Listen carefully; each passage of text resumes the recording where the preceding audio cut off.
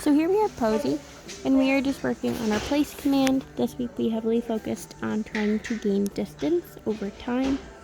So I want to be able to exit the X pen without her breaking from the place command. So you may notice at times throughout this video, I have to give her a quick little verbal warning, which is when I notice that she starts to step off before I give her release.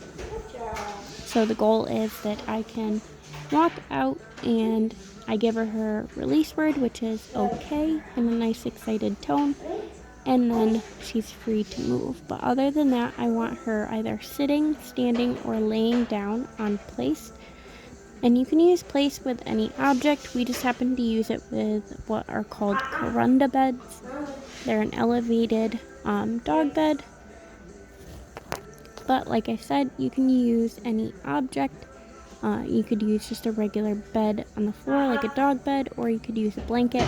And you can also have multiple place objects within the home.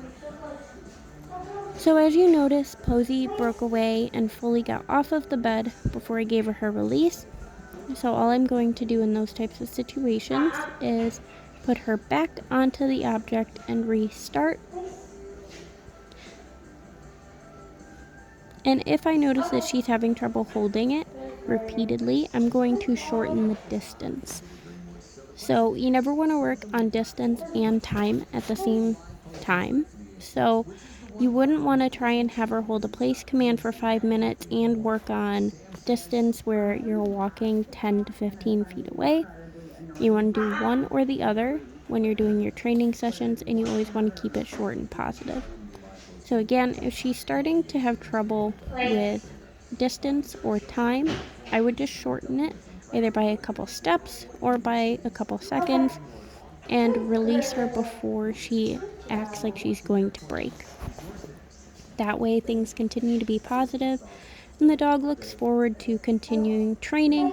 Otherwise, you're going to burn the dog out quickly and she's not going to have fun. And if you leave it on a sour note, the next time you do a training session, she's less likely to be inclined to participate.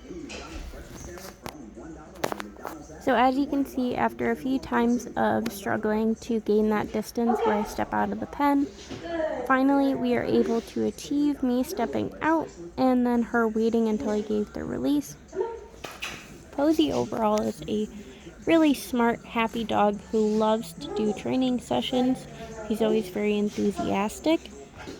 So I like to make sure that we keep that each time.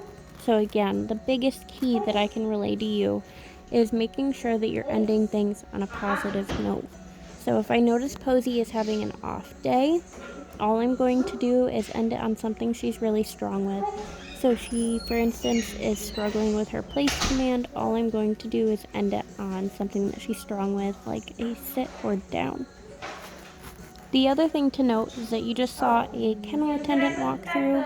Kennel attendants are probably our dog's favorite people because they're the ones that end up feeding them. And it's a pretty big distraction to have people walking through and keeping a dog in a position where they have to hold themselves accountable. So the fact that Posey was able to do that, even with me close to her, is a great step forward in her training. So overall, I am very happy with Posey's progress this week on her place command with distance and distractions.